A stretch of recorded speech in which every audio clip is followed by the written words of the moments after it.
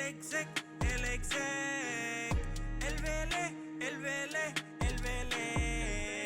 el fenómeno que todos quieren ser, el chamaquito que no pueden entender. How we doing, guys? Welcome to episode 160 of the Exec Talk Podcast. I am your host, Alvarez Wasan.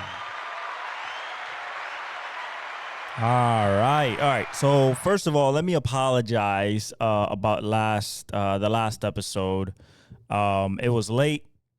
I was clearly exhausted. Lost my train of thoughts countless times. So I'm gonna work on doing it earlier for you guys. Keep having my energy up. So you live and you learn, and I know that wasn't one of my best episodes, but got through it, had to put it out there, had to talk about Formula One and everything that happened. And now we're a little bit earlier. It's 6:53 right now, so I'm wide awake. And, it's not going to be a long episode this time. Since college is not playing this week. Playoffs start next week, Friday, December 20th. Also, no Formula One to speak about because the season's over. The thing that we do have to speak about is, and then no more baseball deals besides Garret Crochet getting dealt from White Sox, getting traded to the Red Sox. So he goes from White Sox to Red Sox. All he has to do is change the color of his socks. That's just a little joke right there. Probably was, but let me just give myself a laugh. Just cuss.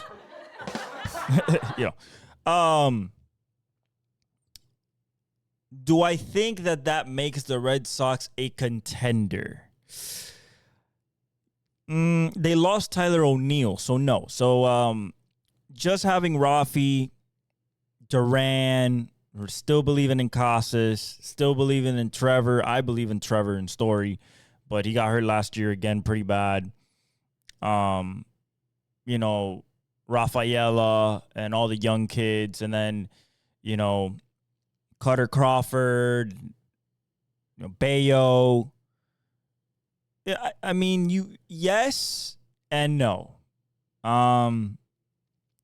I think that it will increase their wins, but I don't think it'll get them really anywhere. I really think that in that AL East, they are one of the weaker teams, I want to say. Because if you look at just the Yankees, I mean, it's not close. I mean, the Yankees added, when you add a guy like Max Fried to Garrett Cole and Rodon, Hill, and Schmidt, that's something that's legit. That's legit. Now they need a bat. They need a bat to not replace Juan Soto. Let's not get crazy here. That's not going to happen. But to at least offset the loss in some way, so it's not a complete 100-0 type of loss, even though it's still pretty significant. And I would honestly go after, and I think they are really trying to get somebody like Kyle Tucker or an Alex Bregman in there. That would be ideal for them. If not, if they can go get a Teoscar Hernandez, even though he's going to be 38, but he just won a championship and he was a big part of it, big playoff championship player. They just need a bopper there. Not somebody that strikes out a lot either. That's why I think a Bregman or a Kyle Tucker would be definitely in the running, and they are. Maybe a Christian Walker, although I think Christian does want to stay with Arizona. He believes that they can win a championship, and they have a roster to do it if they're healthy, with MVP candidate in Ketel Marte, and also a probable MVP candidate this year coming off a so-so season being Corbin Carroll after winning a Rookie of the Year 2 years ago. They probably need a little bit more pitching, even though they got Zach Allen and Merrill. They need one more piece.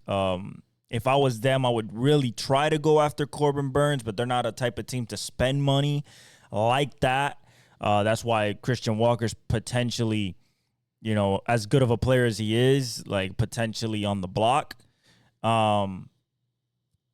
But I don't think that this moves the needle for the Red Sox at all, and I still see the Yankees as the better team, in my opinion. All right, so that's for baseball. That was the big news about baseball. Of course, we got Willy Adames going to the Giants. We talked about that and how big of an impact he's going to have. The Brewers need to find, probably it's going to be Jackson Chourio to step into that spot. I would think that Jackson will start hitting 30 to 40 home run seasons. I think the power's there. Still stealing bases, still playing incredible defense. I think you don't come off of being the number 2 prospect in baseball behind behind Jackson Holiday, have a season like he had, which was historic, and not get immensely better in your year 21 season, year 22. So I think that they have a lot of potential for sure.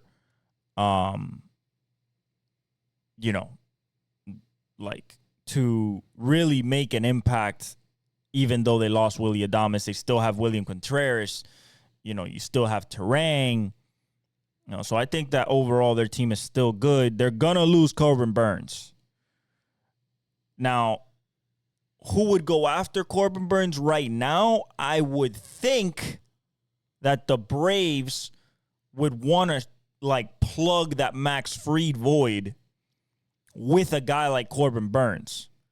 You want to match that type of production, that type of level of elite, with somebody. But at the same time, can you go get him? Can you go get a Corbin Burns? Because the Dodgers they were interested until they got Blake Snell. The Padres are interested. I believe it was the Padres that were interested. If I'm not mistaken, maybe the Yankees are still interested in maybe him, which would be crazy because then that would either put Rodon. I think they want Hill to get better, but they might send him not down, but maybe not start him as much, even though he had a great year. And Clark Schmidt's pretty good, but you bring in Corbin Burns, he goes right behind. It's between Max Fried and him, and then Garrett Cole, being the number 1 still, Okay, so news just came down. This is really a tangent right here, but I got to say it because news just came down from Ian Rappaport. Hollywood Brown spent today in Colorado meeting with his surgeon. All positive as the Chiefs wide receiver got the news that everybody was waiting for. He will get to play before the regular season ends. This is huge.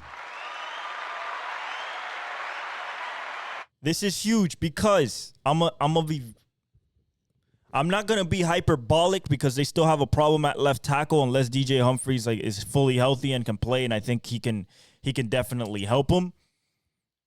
But now as a defense, you're not just dealing with, all I have to deal with is a rookie wide receiver that can't get in touch with Mahomes yet, or aging DeAndre Hopkins who can't go deep, aging Travis Kelce, and some other pieces like Watson and stuff like that. On top of Pacheco already being back and is only going to get better as the season goes on because he has fresh legs off that fibula. Now you have a legit deep threat. So it's either going to open up stuff for Hollywood Brown or it's going to open up stuff for Xavier Worthy. If any of those things happen, we all know what they're going to play against Hollywood Brown and Xavier Worthy if they start popping off. Right now, they're playing a lot of man-to-man. It's not a lot of cover 2 because they are playing cover 2 for Xavier Worthy, but they haven't hit that big one yet. But imagine this. Imagine it's second and 3 at the 50-yard line, and you think they're running, but Hollywood Brown is out there. And let's say that you got Kelsey at tight end. You have D-Hop by himself on the right side.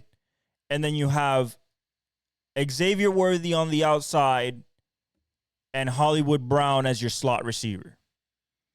So that means that if you're playing cover 2, Hollywood Brown has probably a 5-yard head start, 10-yard head start, free release, or what they call a two-way go. And you're probably not pressing Xavier Worthy. So as a defense, if you don't have the proper coverage, as in like the wittiness to be like, oh, they have speed on one side of the field, shade speed, you would rather get hit with a 15-yard in-cut by D-Hop that's not going to kill you. Yes, you give up the first down, you give up some yardage, but it's not a 50-yard bomb where then Mahomes start getting confidence and swagger, and then the game's over, because it's going to happen again. Because once Andy Reid, this is the thing. Once Hollywood Brown's on the field, there's a whole other playbook that is going to get unlocked that has not been unlocked since Tyreek Hill was there. And why you say, oh, but Velez, but like they had Xavier Worthy and they still haven't unlocked that. Yeah, but he's a rookie. Hollywood Brown is a Pro Bowl receiver, that knows what it's like to be a number one, knows how to get open, create separation, is fast, 4.4, 4.3 speed, good hands. So it's going to be a good dichotomy to see if, let's say if Pacheco has 85 yards rushing, beginning of the third quarter, 2nd and 5 from the plus 45-yard line, and you think, oh, we got to stack the box. It's 2nd and 5. They're going to run it with Pacheco, and they run play action on your ass. They run play action on you, and they run flood. But the flood is different because they're going to put, knowing Andy Reid, I would think that he runs the flood with speed on both sides.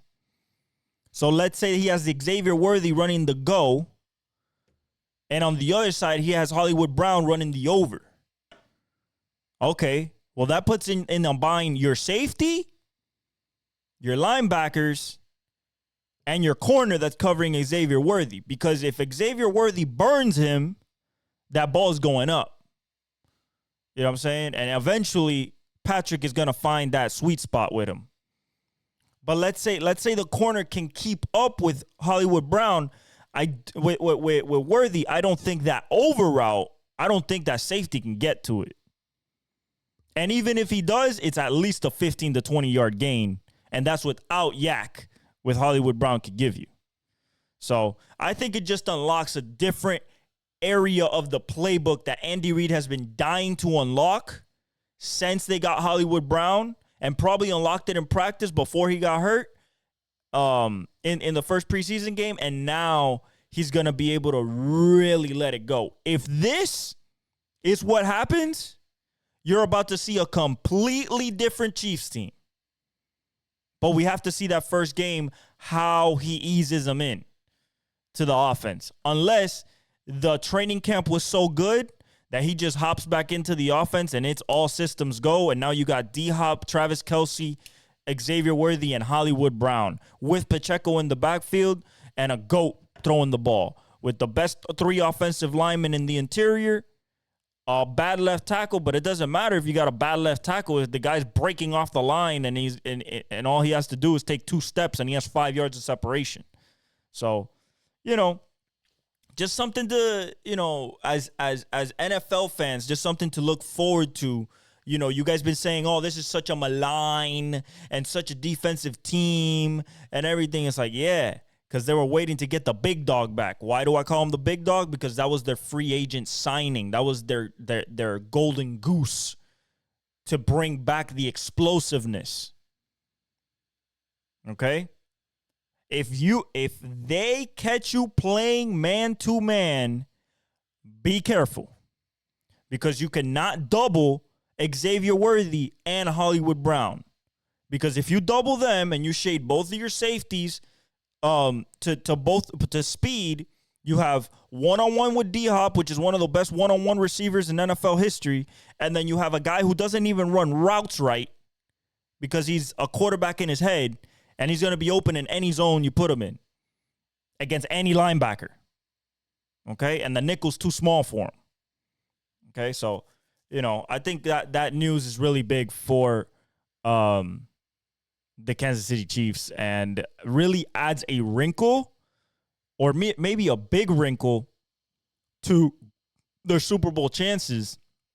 People thinking that this offense couldn't, they just get it done scraping by. But now if you add an explosive element to that offense, them points are going to be put up on the board. Because there's only two options for you. Either you play coverage and you run the risk of having Creeve Humphrey, Trey Smith, and what's the other guard's name? Joe Tooney destroy you inside and have Pacheco running all over you, or you put 7 in the box, you take your chances on the outside and try to stop Pacheco, even though he's not really stoppable, because those 3 guys inside are still going to get it done. So I think it throws a big wrench into what defensive coordinators have been doing the whole year against KC. But we'll see when he gets on the field. All right. Bill Belichick to University of North Carolina, hiring Michael Lombardi, his former GM at the Patriots. We're talking about guys that combined, these guys have 11, let me repeat that, 11 Super Bowl championships. 11 Lombardis between the two of them. Okay? People are saying, it's not going to work. The college game is different. What do you mean it's not going to work? You know why Bill did this? Bill did this because he saw Dion do it. Granted, his father also coached at UNC when he was little. So this also has a family ties and a full circle moment type of thing, which is what he said in the press conference today. But for you guys that think like, college game is different, he's not going to be able to recruit and everything, are you serious? Every parent that he meets, every single parent that he meets, yes, he's talking about 18, 19-year-olds to bring them in. But every parent that he meets is going to tell their kid, hey, this is the greatest NFL football coach ever. Period. Okay? This is the guy who coached Tom Brady, who built the Patriots dynasty.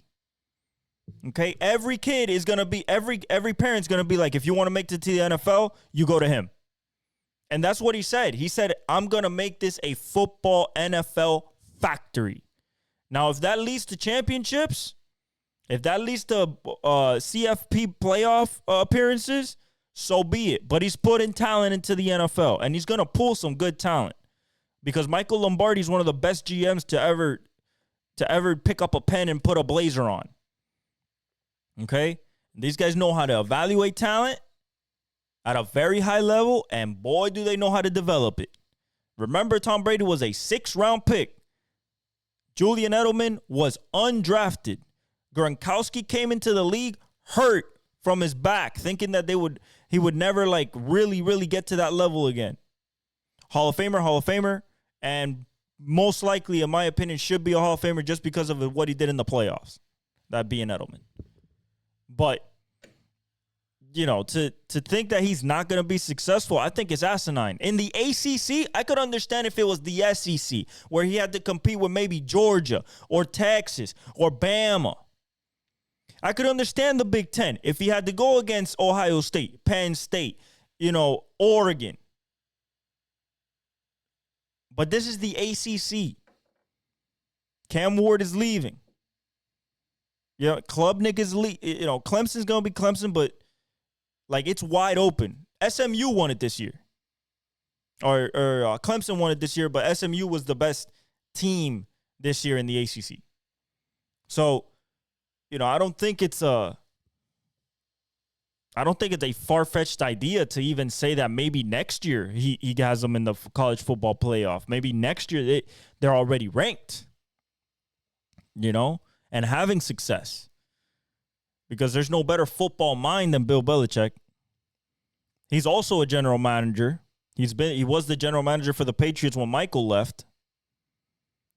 So, you're talking about over 50 plus years of NFL experience, 11 Super Bowls between them, some of the greatest players being coached or acquired by them. Michael Lombardi was there with the 49ers, with Jerry, with Joe, with Steve Young, Dwight Clark, you know what I'm saying? Those legendary teams.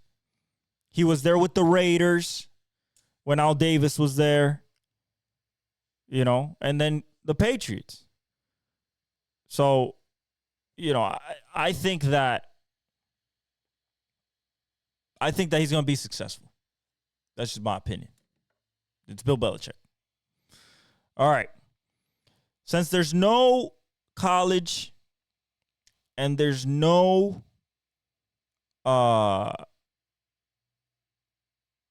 college this week, I don't believe. I don't even think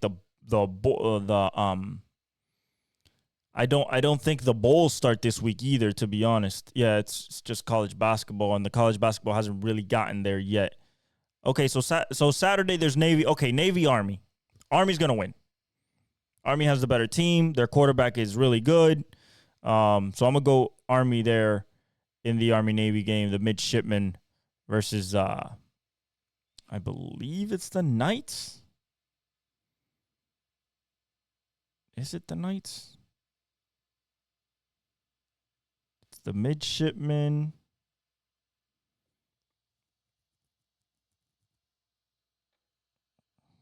Guys, if it's not the Knights, I am very sorry.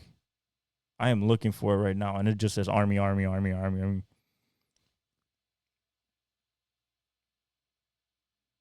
Literally.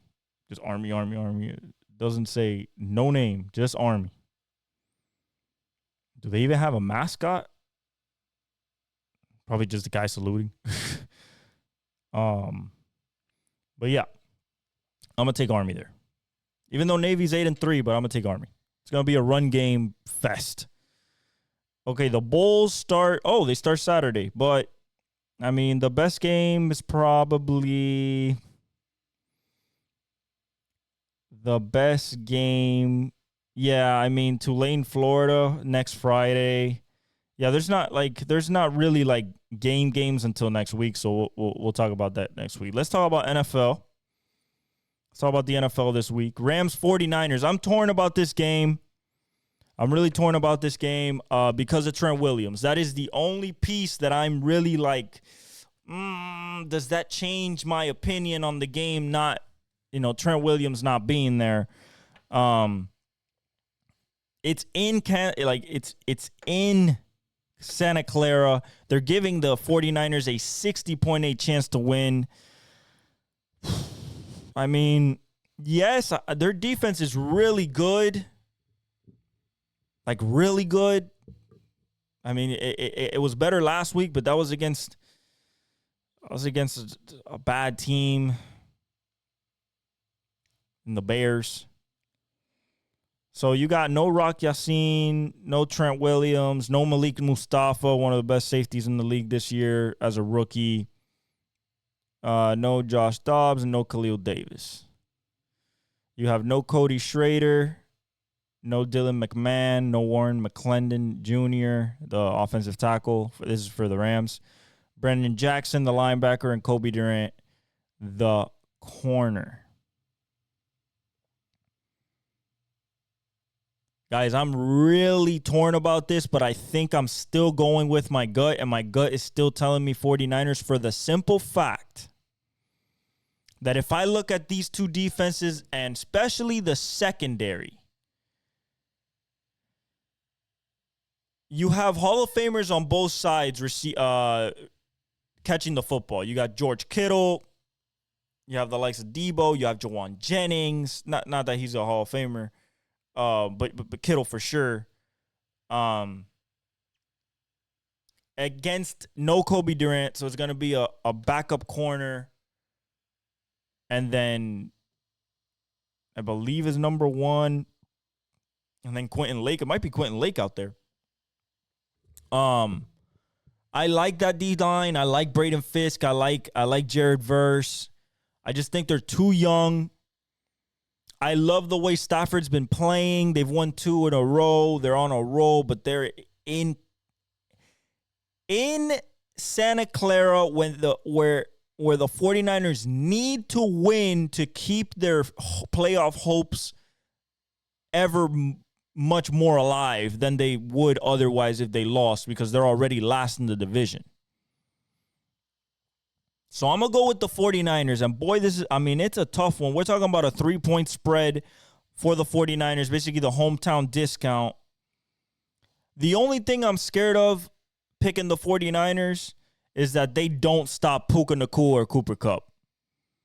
I think they can stop Kyron Williams because they have a very, very good front and great linebackers, and Dre Greenlaw's coming back from the Achilles. But Puka's going nuts so the last 3 games. And, of course, Cooper Kupp, that goes without saying, that's a Hall of Famer. So I'm going to go with the 49ers. But it's iffy, man. It's very touch and go. I'm going to bet this game just because, it's football, but I'm going to go Niners. Very tough game, though. We're starting really, really hard already. Let me put this NFL Week 15 predictions.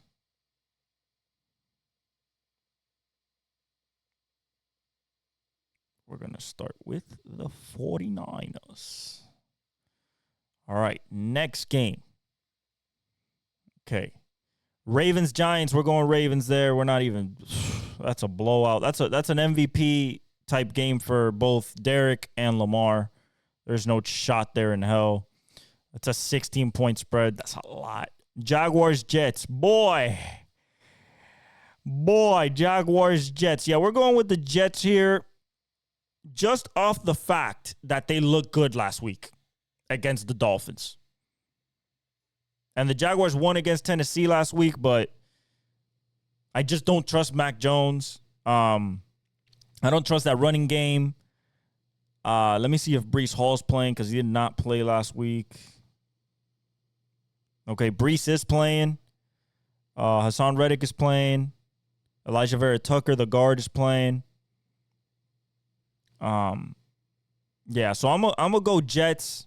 If they lose this game to the Jaguars, it's been over, but they are a 3.5-point favorite on the road. But I'm gonna go Jets for sure.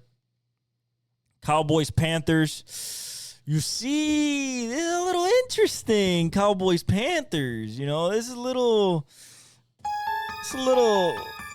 interesting because the Carolina Panthers been playing pretty well the last 3-4 weeks. Now, it hasn't led to wins because they face good opponents, the Eagles, the Chiefs. But I don't know. I think I'm going to go with the Panthers at home against the Cowboys. I don't know. Carolina's getting 3 points at home, hometown discount, but they're 3-10. But I like the way Bryce has been playing. He's shown me that Alabama Bryce. So I'm gonna go with the Panthers there. I think they can get a win against the Cowboys. Now Micah's playing. Overshown is hurt. He's done. I think he's really done. I think he's done for the year. So that hurts for sure. But I think I like the Panthers. For sure. J.C. Horn's playing. Raheem Blackshear's back at running back. DJ Wanham, the linebacker's back. Josie Jewell's back. Yeah. I'm going to go with the Panthers. Commanders, Saints, I'm going with Commanders. 7.5 point spread on the road. I think it's just part of Jaden Daniels feeling like himself again. After the shoulder injury, he played through it, but I think the week before, where he showed like the offense was working, Brian Robinson ran well. I think against this Saints defense that's okay. I think the Commanders can win this game for sure. So I'm going to pick the Commanders. 7.5 point spread is a bit much, especially on the road at the Superdome. But I'm still going to pick the Commanders. Probably not to cover the spread. Although, let me see if Derek Carr hurt again? He's questionable. Derek Carr. Oh, but he's playing. Questionable, but he's playing. Yeah, I'm going Commanders though. Too many hurt wide receivers for the Saints. All right, Bengals Titans. We're going Bengals here. I expect a big day from Jamar Chase. Big day from T. Higgins. Trey Hendrickson might have a couple of sacks. I expect over maybe 350 yards from Joe Burrow. And this is going to be a blowout. It's a 5.5 point spread. I think it's going to be a massacre in Tennessee. I just think the Bengals can feel that they still have a shot. Maybe if they win out, they have something to play for. I think that the Bengals are going to come out with a vengeance and just try to take their heads off. It's a 5.5 to Cincinnati, which is pretty good. On the road in Tennessee, I'm going to go with the Bengals. Chiefs Brown, we're going Chiefs here. I do not expect Jameis Winston to be able to do a lot against this defense. I got to see if Hollywood Brown is actually playing. No, his return is slated for next week. Okay. Harrison Buckner's back, though. DJ Humphries will play, so that's good. Okay, and then on the other side, David Njoku will play. Okay, Cedric Tillman will play. Yeah, I'm going to go with the Chiefs on the road. Chiefs has a 58.8 chance to win on the matchup predictor. It's a 4.5 point spread towards the Chiefs. Yeah, I think the Chiefs win that one for sure. Then we go Dolphins-Texans. Big game here. This could end the Dolphins' quest to get to the playoffs. It's in Houston. Coming off the bye, Texans looking to really make a push for a higher seed, although it's kind of tough right now because people don't have 5 losses. They're the 4th seed. They're kind of just stuck in it right now. But the way Tua's been playing, Tyreek had a big game last game, but I think that this Houston defense is really good. Fatukasi's coming back. Danico Autry's coming back. Jamil Hill's coming back. Yeah, I think you got Waddle. He's playing. Raheem Mostert playing. Kendall Lamb. Ingold is going to play. Yeah, I'm going to go with Houston, though. I just think that at home, coming off the bye, they're healthy. It's a 3-point spread for Texans, so the hometown discount. Everything to play for to win the division.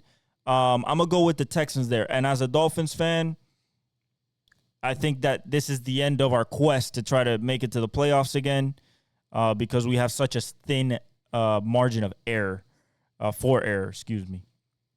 Colts Broncos, I'm going with the Broncos here. I just believe in what Sean Payton's doing, what Bo Nix is doing, Cortland Sutton. I just think that he's going to play better than Anthony Richardson. That defense is absolutely incredible.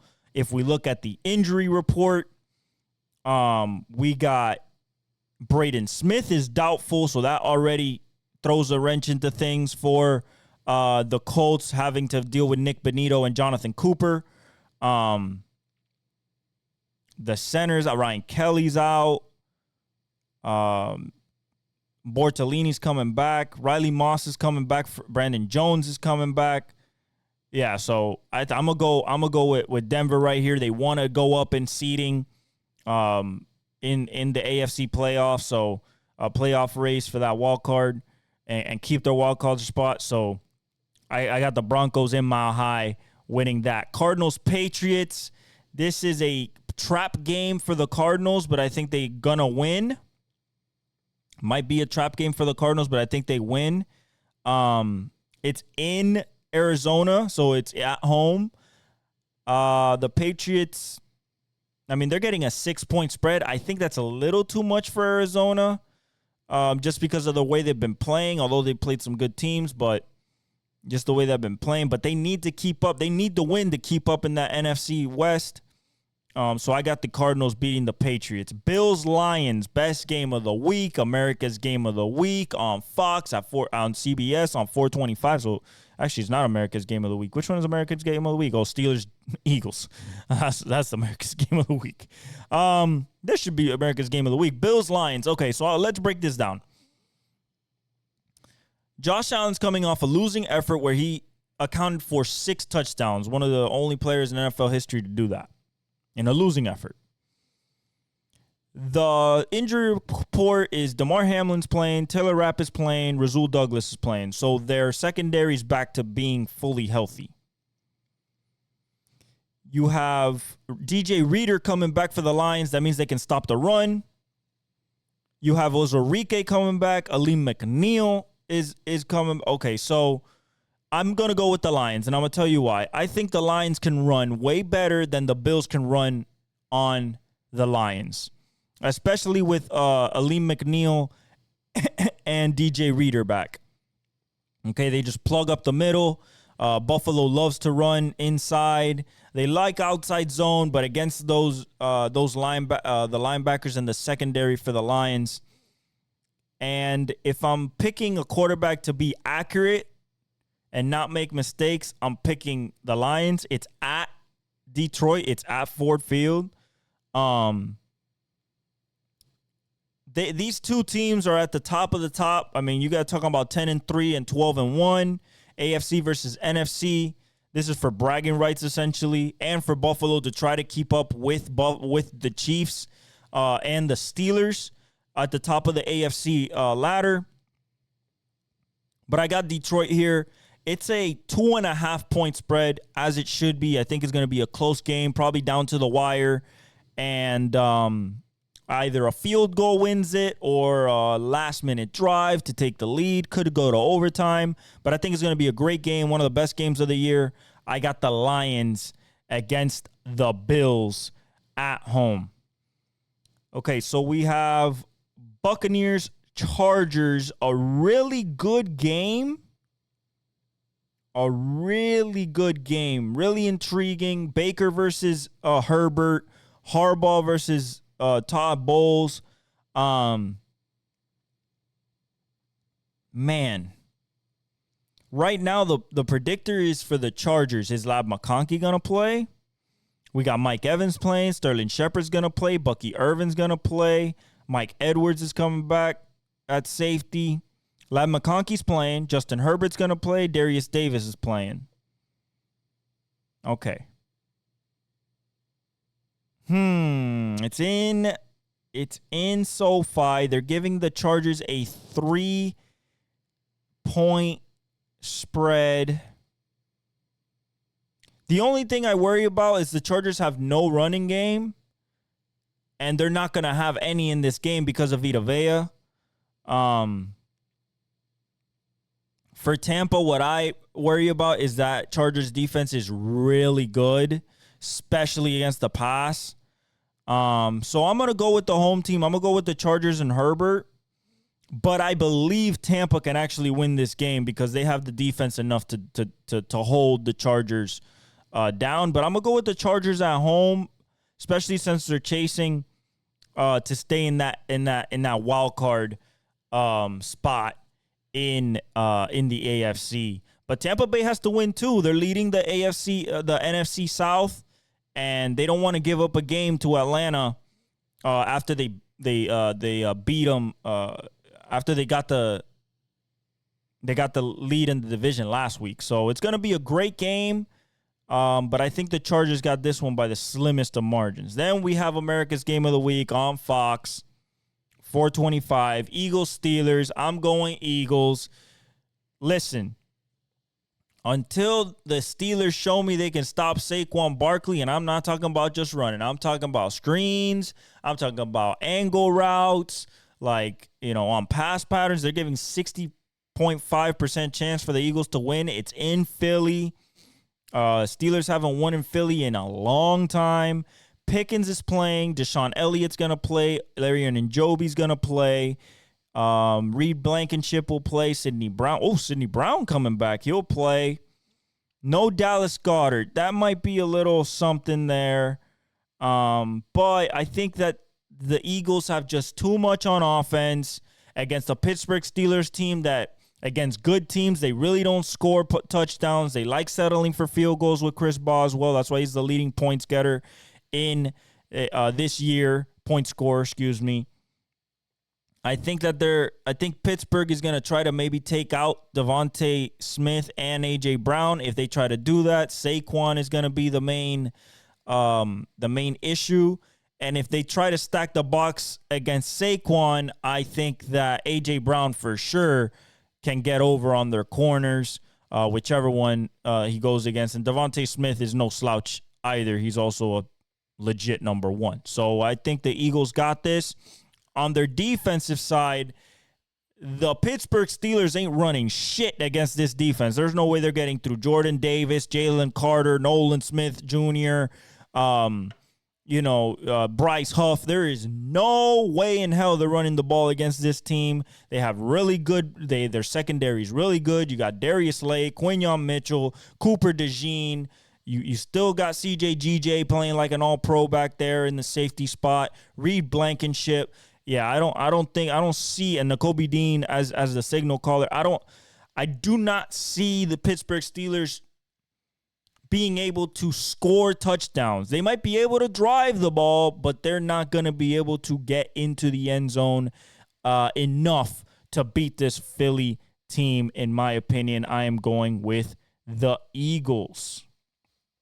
Okay? And that will set the stage as the Eagles and the Lions really at the top of the top, at the cream of the crop of everybody in the NFL. Besides, the Chiefs are in their own league because they've proven it 2 years in a row. So, and then you got a giant NFC North, NFC North versus NFC West battle. Packers, Seahawks. Packers trying to keep up with the Vikings and the Lions at 9-4 to keep their wild card spot. Seahawks trying to win the division in the NFC West and also try to move up in the standings as well. Green Bay on the road is getting 2.5 points at the 12th man on Sunday night. They're giving the Packers 62.5% chance to win. That is insane. Javon Bullard's going to play. Evan Williams will play. Edrin Cooper, the rookie linebacker, will play. Isaiah McDuffie, the linebacker, will play. No Luke Musgrave. Brady Russell, Jarek Reed II, the safety, will play. Michael Dixon, the punter, is playing. Kenneth Walker is playing, so it won't be Charbonnet. It would be Kenneth Walker. The superstar running back. Man, this is a tough decision here. If I have to go by quarterback, I like Jordan Love. If I have to go by personnel on the defensive side, I like the Seahawks, especially in that secondary.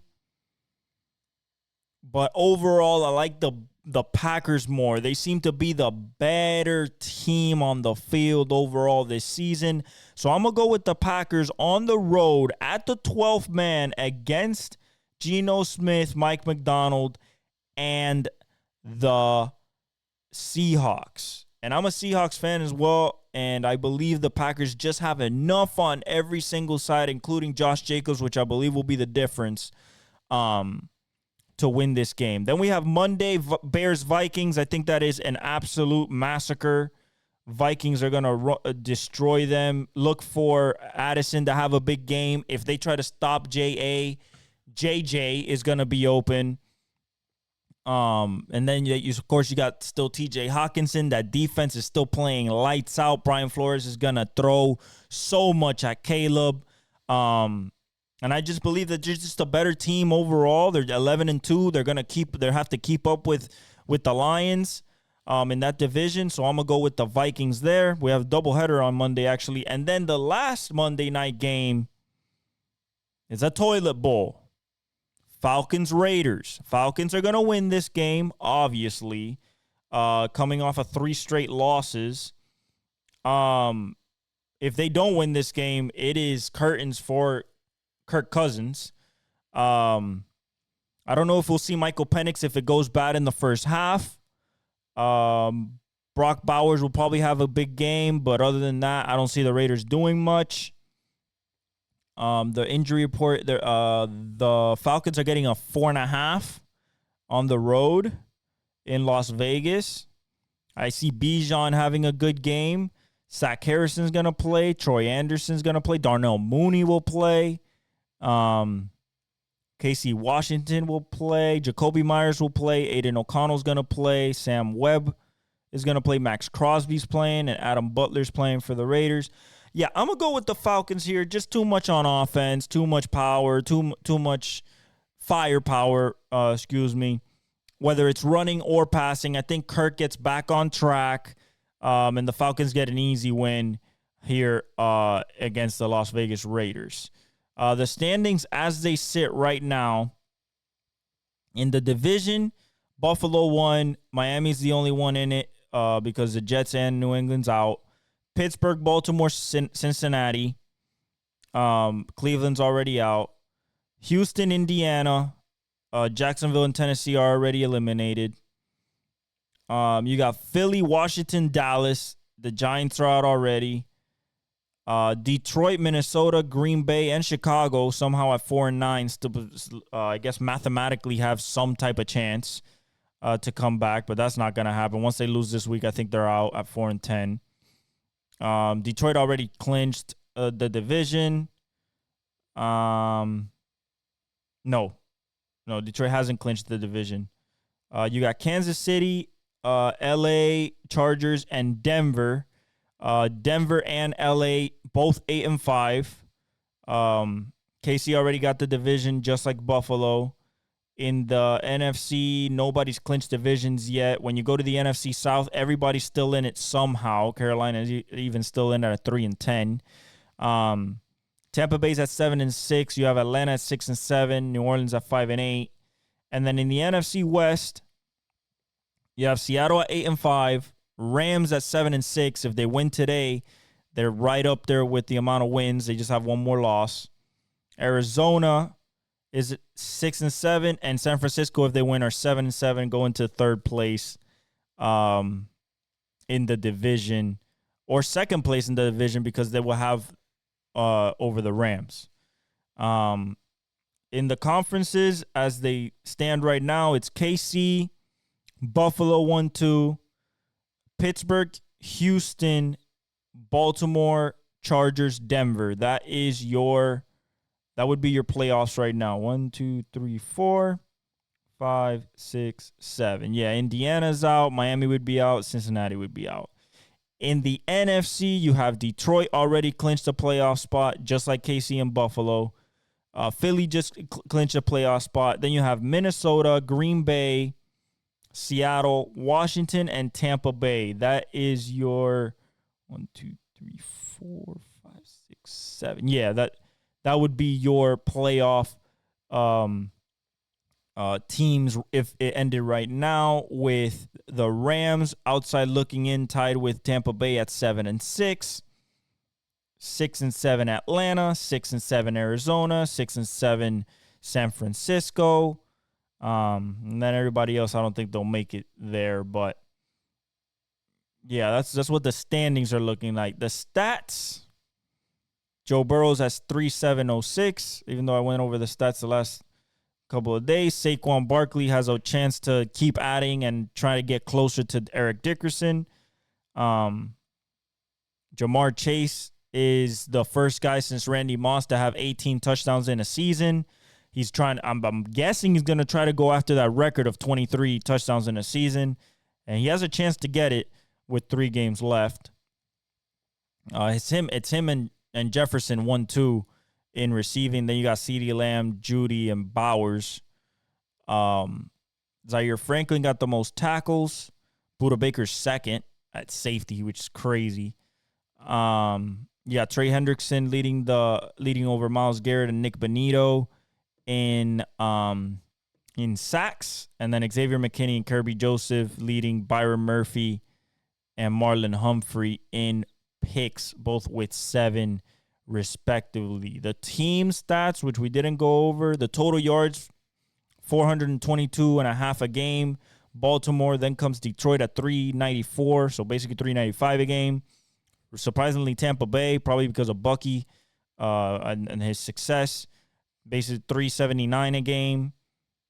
49ers, interesting, 379, and Commanders at 378 a game. Passing, Bengals, no surprise, 272 a game. Atlanta, 250 a game. Seattle, 249. Detroit, 244. And Baltimore, 243. Rushing, no surprises. Number 1, number 2, Eagles. Ravens, 191 for the Eagles. 179 for the Ravens. Washington Commanders, 157. Detroit, no surprise, 151. Green Bay, 145. Defensive leaders, you got yards per game. Phillies at 284. Titans are 292. 49ers at 299. The Jets are at 307. And the Texans are at 309 yards allowed. Sacks, Denver has 47. Houston has 42. Baltimore has 41. Vikings have 40. Chargers have 39. Turnovers, Buffalo Bills with 17. Pittsburgh with 17. Chargers with 11. Chicago with 11. Chicago with 10. And Houston with 10. That is your team stats. All right. Lastly, let's go to the NBA. The bracket for the NBA Cup, they started 2 days ago. Bucks beat the Magic 114-109. Great game from both Giannis and Damian Lillard. The box score looked like this. Jalen Suggs got 32 points for the Magic. Everybody else did nothing. They don't have Wagner or Paolo, so it's understandable. As for the Milwaukee got 37 from Giannis. Damian Lillard got 28 with 9 assists.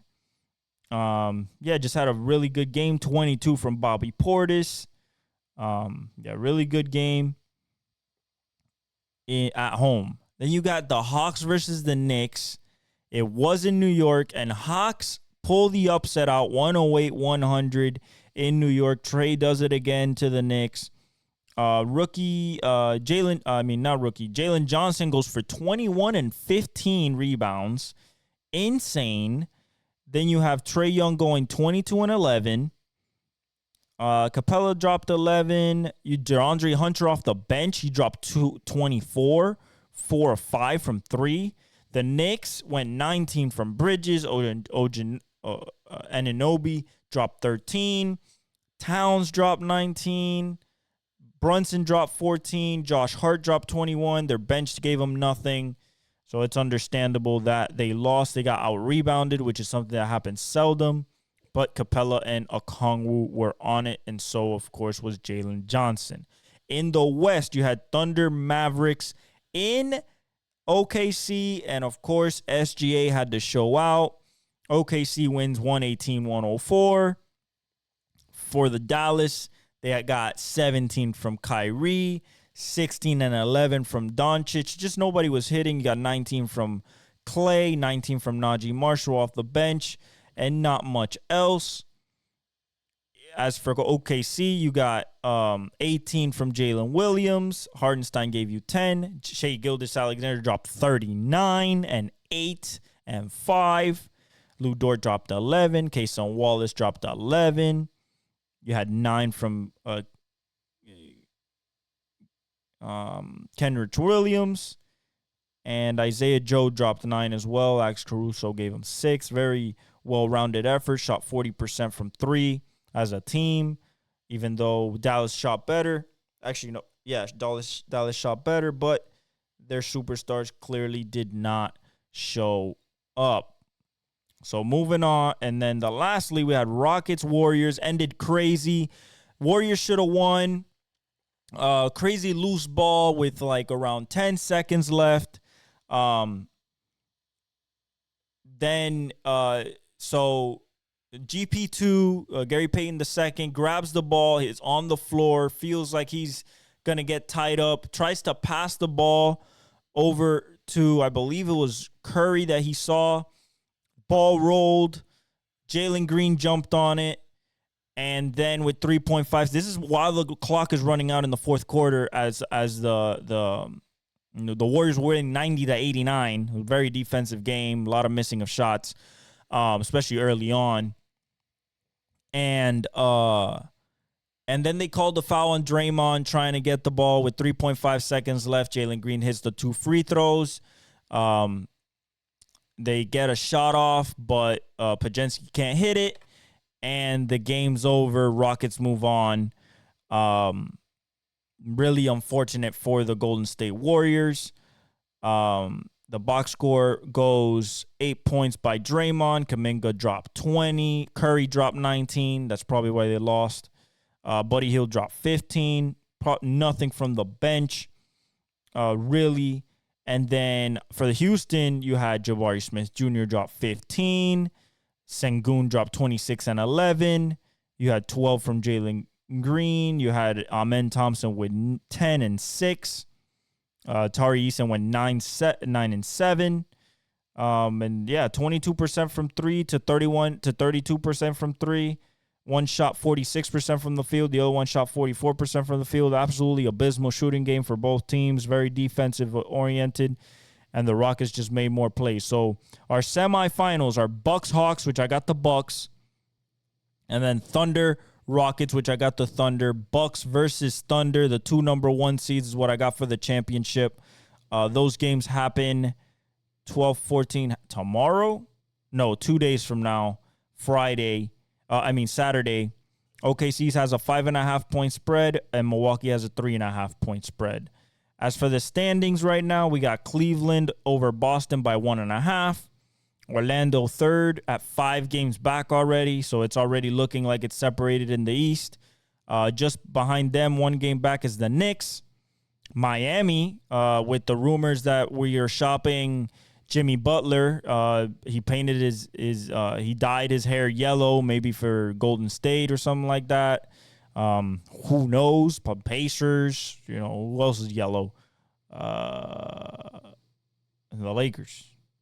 Golden State, the Lakers, and Utah. And maybe Denver. Those are the yellow teams. So if there's a hint there, who knows? But nonetheless, Miami's 5th, 7.5 games back. Milwaukee 6th, 7.5 games back. Atlanta 7.5 games back in 7. Brooklyn's still hanging on at 10.5 back in 8th. Indiana's 11 back at 9. Chicago's at 11 back at 10. Then Detroit's 11 back at 11. Philly is 12.5 back. Charlotte 13.5 back. Toronto 14. Washington 16.5. So there's already separation between number 1 and number 3. So it's probably just going to be Cleveland and Boston for the rest of the year at the 1-2. You have competition between 3, 4, 5, and 6, and 7. And then you got 8, 9, 10, 11, and probably put 12 and 13 in there, all the way to Charlotte that can fight for those playing spots in the East. In the West, a lot closer. You have OKC, Houston at 2.5 games back, Memphis at 2.5 games back in the third spot. Dallas at 3.5 games back. Golden State at 5 games back. Clippers at 5.5. Denver at 6. At 6 games back in 7th spot. Lakers at 6 games back in the 8th spot. Minnesota at 6.5 in the 9th spot. And Phoenix 6.5 back in the 10th spot, with San Antonio just a half game back of them in the 11th spot at 7 games back. Sac at 7.5 games back. Portland then 11, Utah 13.5, and New Orleans at 14.5. They're kind of out of it already. But from 1 to 12, I mean, it could change quick. Somebody gets on a run. But it's crazy. OKC's doing really well. So is the Rockets. They're playing their asses off. And in the last 10 games, Memphis is 9-1, of course, because Ja is playing.